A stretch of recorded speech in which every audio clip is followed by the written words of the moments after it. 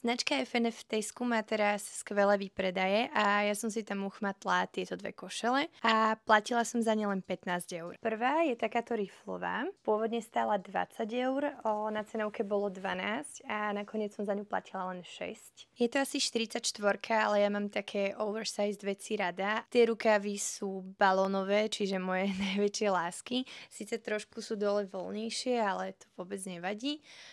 Stred je takto naviazanie, čiže možno je pod tým istejšie mať nejakú podprsenku, ale celkom dobre to drží, takže možno to ani nie je príliš odvážne. A na spodku je takýto volán. Prednedávnom som ju videla na Vinted a strašne som ju chcela, ale nestihla som si ju kúpiť, takže som šťastná, že na mňa počkala práve v Tesku. No a potom tu mám ešte druhý košelový úlovok a ním je druhá košela, no jasne, že je to košela. Pôvodná cena bola 25 eur a nová cena bola 12, ale na celý nákup som ešte mala skoro 3 eurovú zľavu, pretože FNF malo ešte asi 25% výpredaj na oblečenie, takže to dopadlo vlastne úplne famózne. Pod túto košelu je ale teda podprsenka alebo nejaké tielko absolútnou nutnosťou, pretože bez nich je to nielenže veľmi riskantné, ale aj šialene nebezpečné kvôli tomu madejrovému vzoru a tomu šialenému presvítaniu.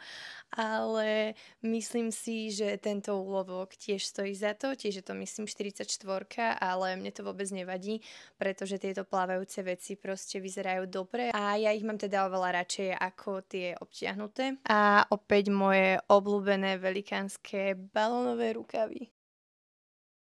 Tiež si myslím, že bude dobre vyzerať aj cez leto, keď si odopnem možno tie posledné 3 gumbiky a iba to zaviažem na úzol. Asi nejako takto.